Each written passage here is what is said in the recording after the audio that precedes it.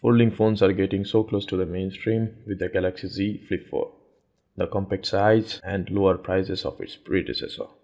The Z Flip 3 dominated the foldable market in the year since its launch, with faster charging, stronger glass, and some stunning color choices. The Galaxy Z Flip 4 aims to pick up the baton and reach new heights. Before you go to conflating flip phones of today with their unbreakable double O's and sisters, you still absolutely, positively need a good case for your Flip 4.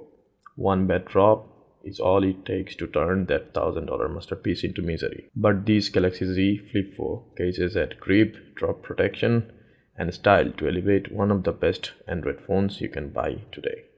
The Spigen Touch Armor for Galaxy Z Flip 4 protects not only the front, back panels, but also the hinge, and it does so without having unsightly humps or making it teeter-totter on your desk.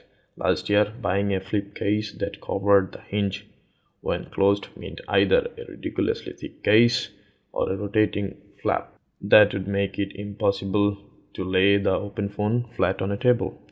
Spigen solved the problem with the tough armor, and it makes for an absolute stellar case.